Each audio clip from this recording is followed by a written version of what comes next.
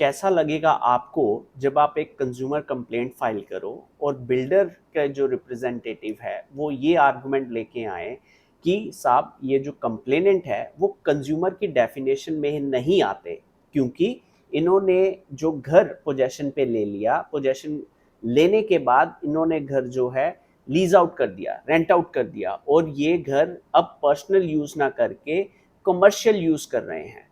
तो इस commercial use के कारण, इस प्रॉफिट जनरेशन के कारण अब जो कंप्लेनेंट है कंज्यूमर की डेफिनेशन के अंडर नहीं आता और कंज्यूमर प्रोटेक्शन एक्ट को इन्वोक नहीं कर सकता और कोई भी रिलीफ नहीं मिलना चाहिए। इस सिनेरियो को अगर हम डिस्कस करें तो ये क्वेश्चन एक हर कंज्यूमर कंप्लेंट में होम बायर को फेस करना पड़ सकता है, जो होम बायर अपने इस घर को, अपने ड्रीम होम को खुद के रहने के लिए यूज नहीं कर रहा। तो क्या हम कंज्यूमर कंप्लेंट ही फाइल ना करें? इसका आंसर जो है, we are going to discuss the honourable supreme court judgment in the matter of Vineet Bahri and another versus MGF developers limited and another. ये जजमेंट ऑनरेबल सुप्रीम कोर्ट का वेरी रीसेंट जजमेंट है, February 4, 2026 का judgement है। और ये 2 जज bench ने judgement दिया है जिसमें स्पेसिफिकली इसके ऊपर डिस्कशन हुआ है कि होम बायर क्या कंज्यूमर की डेफिनेशन से बाहर निकल जाएगा अगर उसने जो घर है किसी इन्वेस्टमेंट के लिए करा है, या फिर घर जो है लीज आउट कर दिया, रेंट आउट कर दिया। इन सच सिनेरियो में जो होम बायर्स हैं, whether they will fall with in the definition of consumer और नॉट। हम इस जजमेंट की डिटेल्स, फैक्ट्स एंड टाइमलाइंस को भी डिस्कस करेंगे। एंड ऑनरेबल सुप्रीम कोर्ट के पास क्या लीगल कॉन्फ्लिक्ट था जो ये मैटर एनसीडीआरसी से होते हुए ऑनरेबल सुप्रीम कोर्ट तक पहुंचा। उसके बाद वी विल अंडरस्टैंड कि बर्डन ऑफ प्रूफ किसके ऊपर रहेगा। आपने बीइंग ए कंज्यूमर, आपने घर लिया, being a home buyer, investment किया, आपको पोजेशन मिला, आपने घर यूज ना करके रेंट आउट पे दे दिया। तो इसका जो प्रूफ है कि आप ये घर कमर्शियल पर्पस के लिए ही आपने जो घर लिया था, इसका प्रूफ कंज्यूमर को ही देना है at the time of filing the complaint, या इसका प्रूफ जो है बिल्डर को देना है at the time of filing the written statement. इस क्वेश्चन का आंसर भी हम इस वीडियो में समझेंगे in view of this judgment. And finally, क्या प्रैक्टिकल लर्निंग्स हैं फ्रॉम दिस जजमेंट, एंड इस मैटर में ऑनरेबल सुप्रीम कोर्ट का ऑपरेटिव ऑर्डर क्या रहा, उसको भी हम समझने की कोशिश करेंगे। वीडियो में डिटेल में जाने से पहले, अगर आप भी होम बायर हो एंड आप भी वेरियस इश्यूज को समझने के लिए एक ऑथेंटिक सोर्स ऑफ इंफॉर्मेशन ढूंढ रहे हो, तो आप हमारी वीडियो के डिस्क्रिप्शन बॉक्स में जाइए। उसमें हमने लिंक्स दे रखे हैं फॉर दी वेरियस वीडियोस जो हम रेगुलरली अपडेट कर रहे हैं इन view of the honourable supreme court की जजमेंट्स, जो कि होम बायर्स के पर्सपेक्टिव को, होम बायर्स से रिलेटेड जो लीगल इश्यूज हैं उनके ऊपर ऑनरेबल सुप्रीम कोर्ट की जो जजमेंट्स आ रही हैं, वो वीडियोस उस प्लेलिस्ट में आपको मिल जाएंगी। एंड अगर आपका भी कोई स्पेसिफिक क्वेश्चन है in relation to the home buyers issues, आप हमें info@न्यायतंत्र.com पे भेज सकते हो, या फिर आपका जो क्वेश्चन है आप कमेंट बॉक्स में डालिए। We will try to respond to your questions in a reasonable time. So let us now go deeper into the video and understand the nuances of whether you are a consumer or not. तो इस judgement की अगर हम timeline को समझने की कोशिश करें तो सबसे पहले अराउंड मार्च 2005 के अंदर कंप्लेनेंट जो थे उन्होंने एक इनिशियल बुकिंग अमाउंट देके 15 लाख रुपए के हिसाब से एक यूनिट बुक करा लिया, जिसका सुपर एरिया लगभग था 3590 स्क्वायर फीट। उसके बाद जून 2006 में बिल्डर बायर एग्रीमेंट साइन किया जाता है, जिसके अंडर कंडीशंस थी कि with in 36 month, that is 3 years के अंदर अंदर आपको पोजेशन मिल जाएगा, प्लस 90 डेज अगर ग्रेस पीरियड यूज करते हैं। लेकिन अराउंड दिस टाइम बिल्डर ने जो लेआउट था वो चेंज कर दिया। अब जो कंप्लेनेंट थे, ऑलमोस्ट जो भी डिमांड आ रही थी बिल्डर से, they were making payments, but they were making payments under the protest only. और उसके बाद जनवरी लगभग 2015 में कंप्लेनेंट को घर का पोजेशन मिल जाता है, and after that only the complainant has gone to NCDRC, honourable NCDRC commission, and filed a consumer complaint.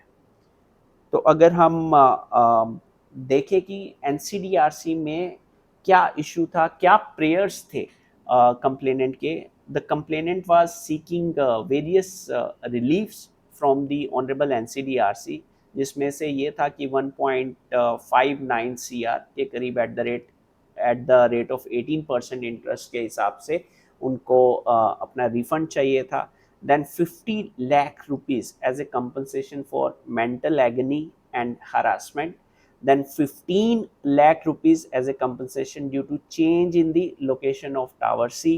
Then around 35 lakhs का जो excess amount इन्होंने पे करा था towards the fixtures and fittings, उसके लिए उसका refund the कंप्लेनेंट को रिफंड मिलना चाहिए था। देन अराउंड 2.5 लाख के करीब जो लिटिगेशन की कॉस्ट है। तो अब इतना रिलीफ मांगने के बाद ऑनरेबल एनसीडीआरसी में कंप्लेंट डिसमिस कैसे हुई? डिसमिस इस बेसिस पे हुई, ऑनरेबल एनसीडीआरसी कमीशन ने बोला कि कंप्लेनेंट जो अप्रोच किए हैं, he is not a consumer, and that's what the question before honorable Supreme Court was that whether the NCDRC was right in dismissing the complaint filed by the appellants on the premise that they do not fall under the definition of consumer. Okay, for, और reason क्या है, क्यों नहीं? Because for leasing out the subject property for commercial purposes. So what has happened after taking the possession, जो complainant थे उन्होंने lease कर दी थी अपने फ्लैट को, एंड देन उससे पैसे बना रहे थे।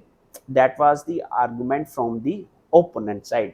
Okay, in return they have filed the lease agreement also, that look, they are generating profits from the unit, and अब they are coming before the honorable NCDRC and has filed a complaint, and NCDRC ने बोला कि भाई आप तो consumer की definition के under fall ही नहीं करते।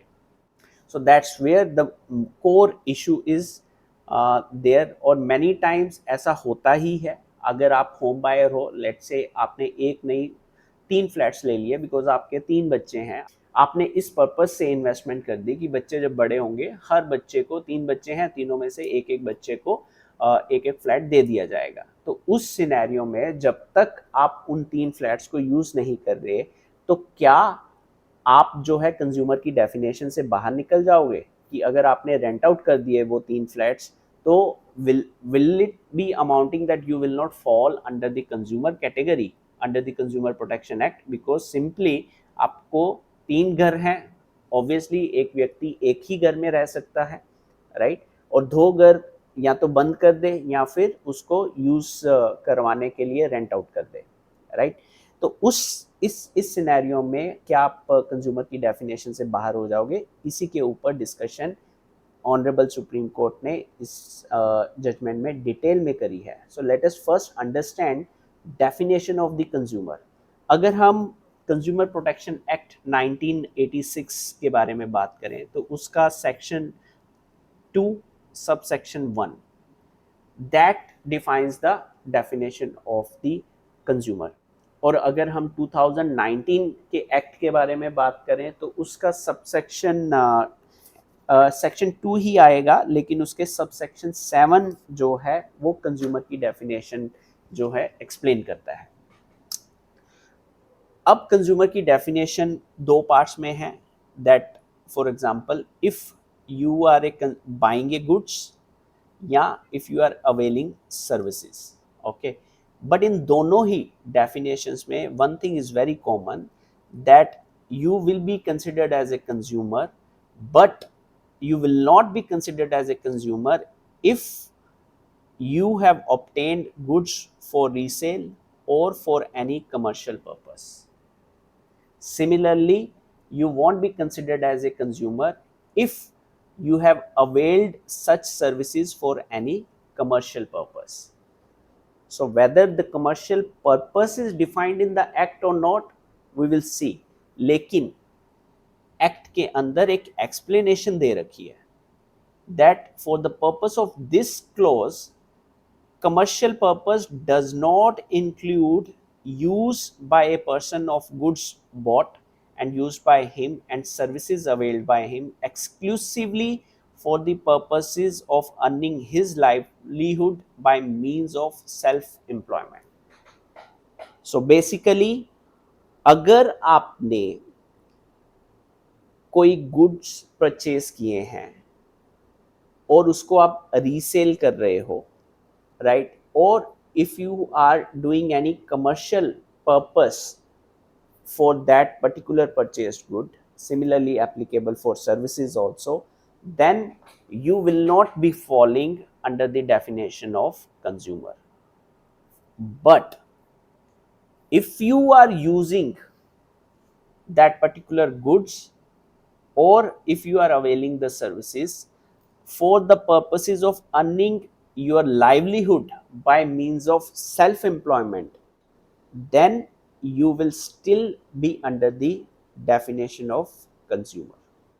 So let's now understand what the Honorable Supreme Court has arrived at, what kind of conclusion, how the Honorable Supreme Court referred to the various earlier precedents, and key question before the Honorable Supreme Court, or the key thought process for us also to understand is कि कोई भी transaction का dominant intention क्या है. That's where we need to focus upon. Okay, so honourable supreme court ने बोला कि जो सेक्शन 21D है अपना already carves out an exception that self employment है, और अगर आप लाइवलीहुड अपनी जनरेट कर रहे हो उन गुड्स से, तो then you will still be under the definition of consumer.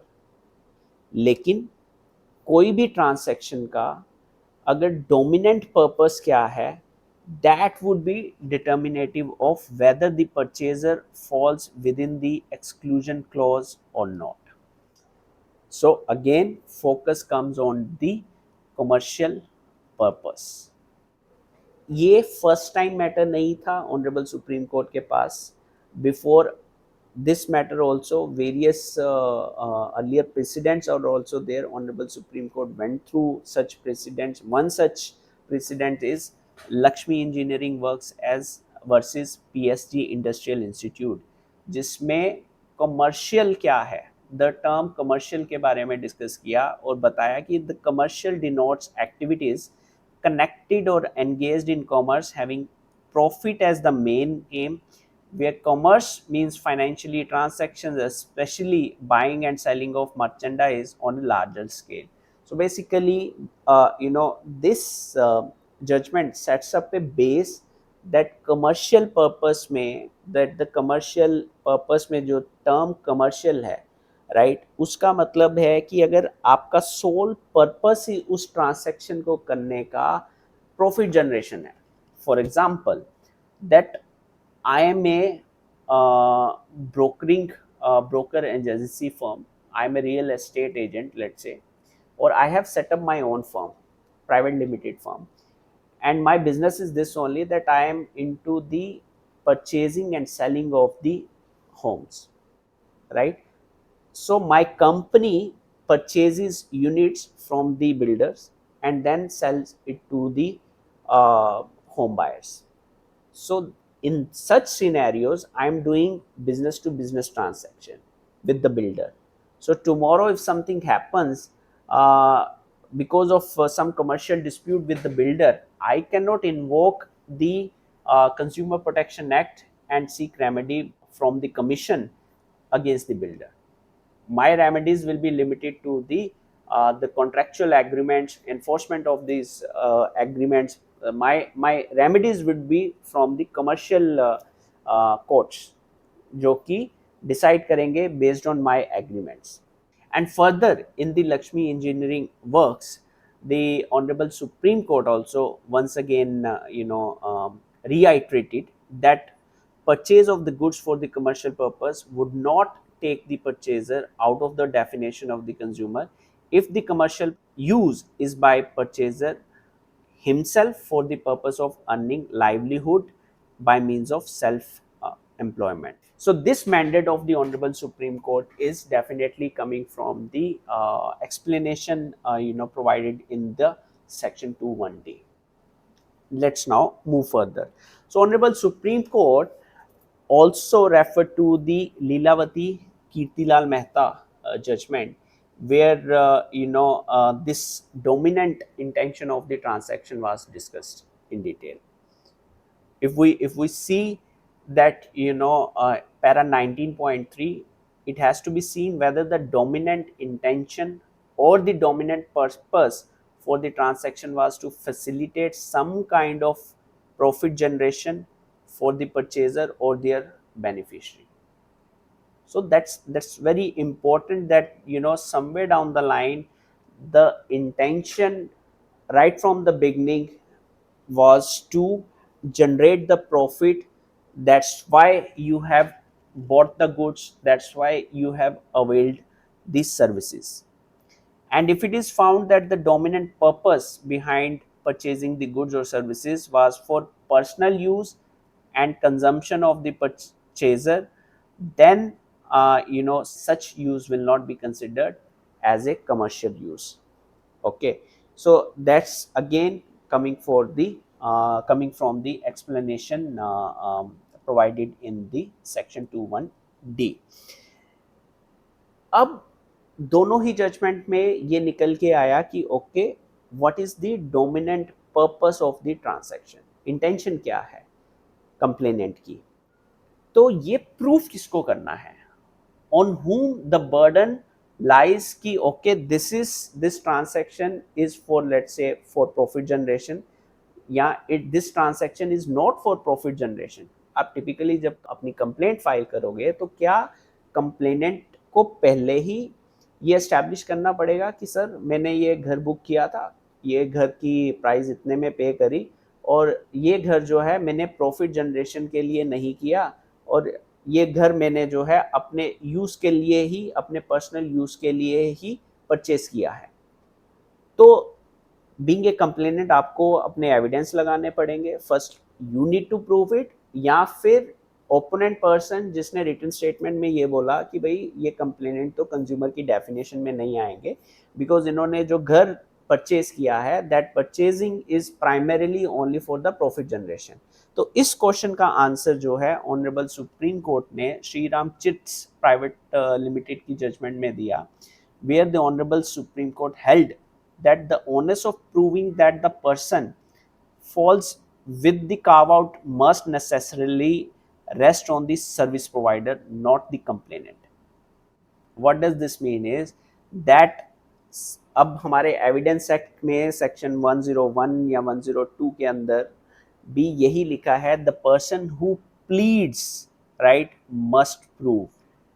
That's the principle that's the principle relied upon by the Honorable Supreme Court, where the Honorable Supreme Court said that the service provider who pleads that the service was obtained for a commercial purpose, the onus of proving the same would have to be borne by it.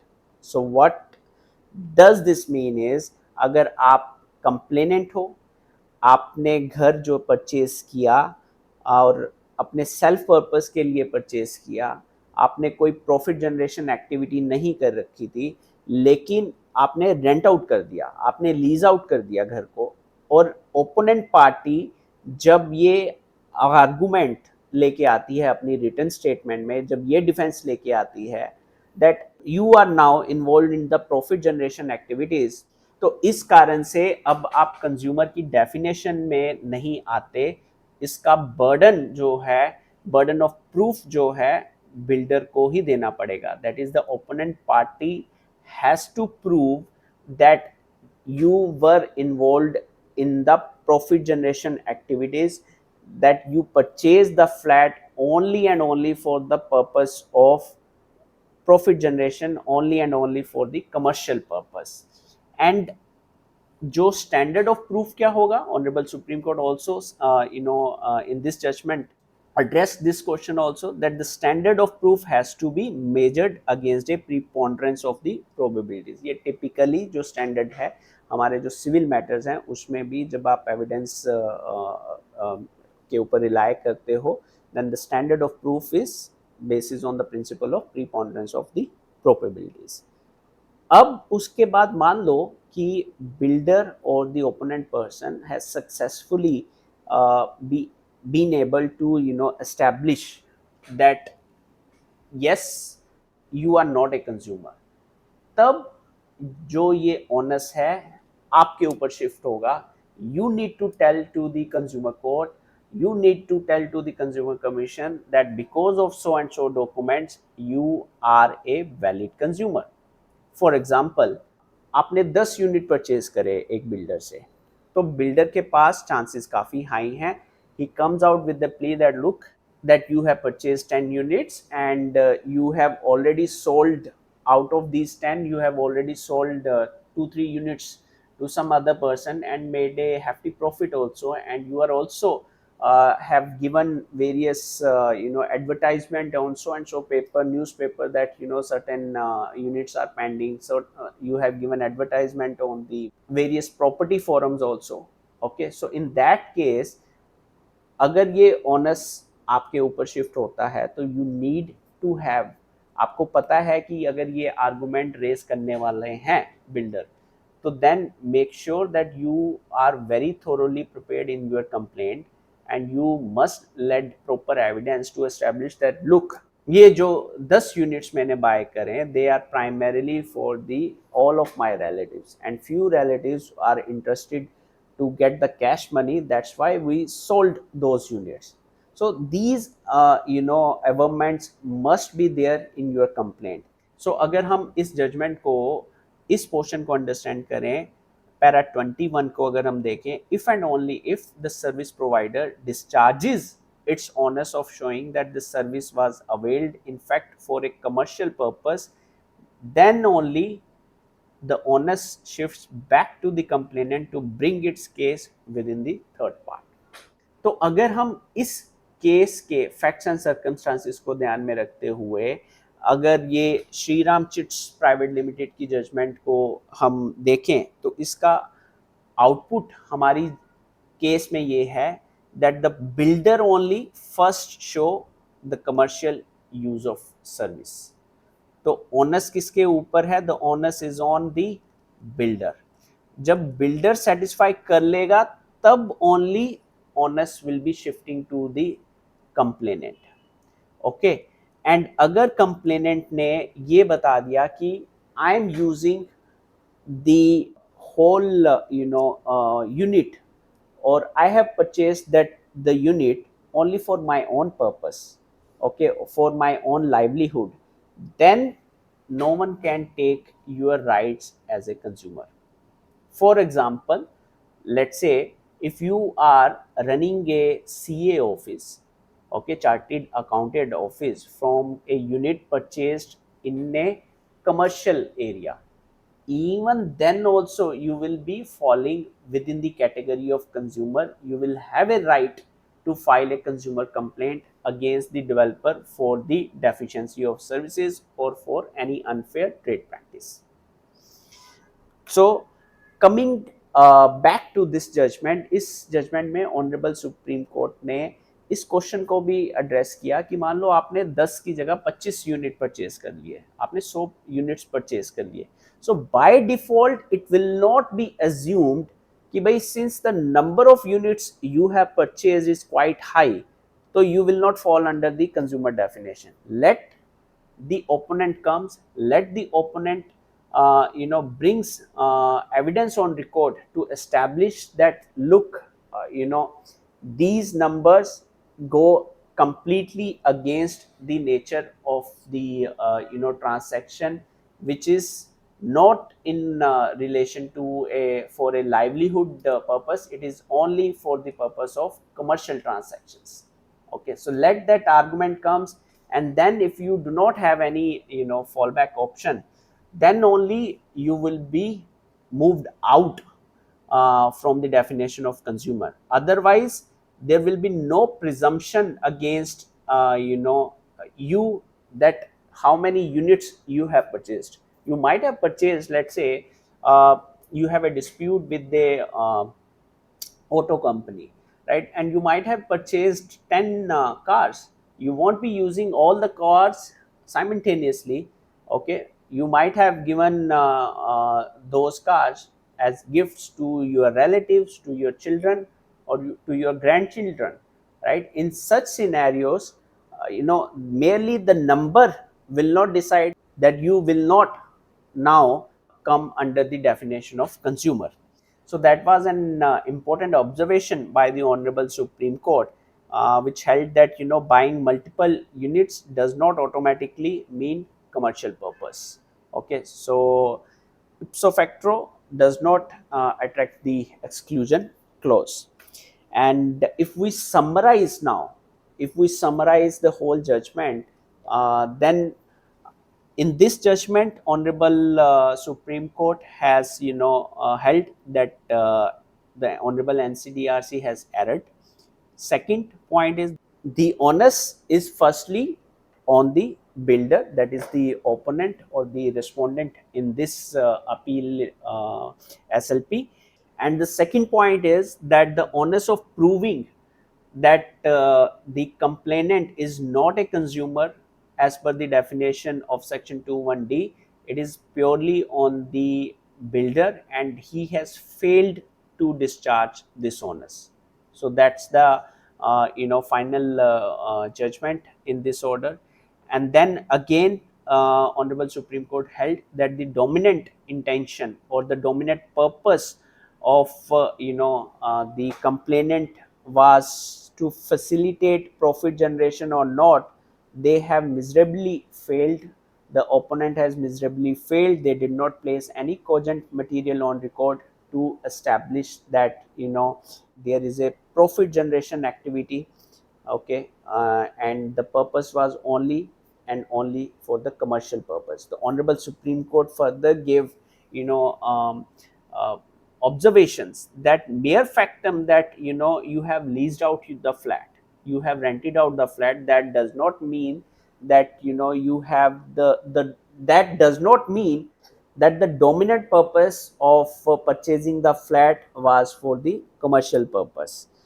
And finally, Honorable Supreme Court held that the commercial purpose is a question of fact to be decided in the circumstances of each case based on the purpose to which the goods and properties were purchased.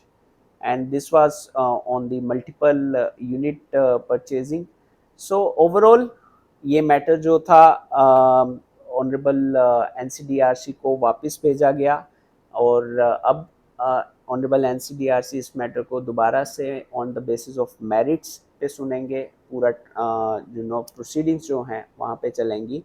और ये judgement जो है home buyers के favour में judgement है, and categorically इस judgement ने ये क्लैरिटी दिया कि अगर कल को होम बायर परचेज करने के बाद, पोजेशन लेने के बाद घर को रेंट आउट कर देते हैं, घर को लीज आउट कर देते हैं, तो then in such scenario it will not be considered as a commercial activity, okay, unless and until the opponent comes out with the very strong evidence that the home buyer is absolutely engaged into buying and selling of the properties only. ये scenarios जो हैं different होंगे, हर case में different होंगे, और opponent के पास क्या evidence हैं टू एस्टैब्लिश कि जो ये घर लिया गया है या जो इन्वेस्टमेंट करी गई है it is only for the commercial purpose के लिए है, तो ये एविडेंस जो है ओपोनेंट को रिकॉर्ड पे लाने पड़ेंगे. Burden of proof is on the opponent. And I hope with this video you must have been able to understand whether you are going to fall within the definition of a consumer जब आपके ऊपर ये blame लगा दिया जाए कि आपने ये जो घर है वो कमर्शियल पर्पस के लिए लिया गया है. तो आपको क्या करना है, इस जजमेंट से, इस वीडियो से आपको हेल्प मिलेगी. And in case you have any specific questions regarding this, आप हमारे कमेंट बॉक्स में अपने क्वेश्चन को ड्रॉप कर सकते हैं या फिर आप हमें ईमेल कर सकते हो info@nyayatantra.com पे. We will try to respond to your questions, and feel free to share this video with your friends and other stakeholders who are facing a home buyer dispute. And हम आने वाले time में honourable supreme court की जो recent judgements हैं या very important judgments हैं जो होम बायर्स को लीगल इश्यूज को अंडरस्टैंड करने में हेल्प करेगी, उनके ऊपर वीडियोस को जनरेट करेंगे. एंड इफ़ यू विश इन जजमेंट्स को आपको अर्ली एक्सेस मिले, इन वीडियोस का अर्ली एक्सेस मिले, तो you can subscribe to our channel. And finally thank you very much for going through this video. जय हिंद.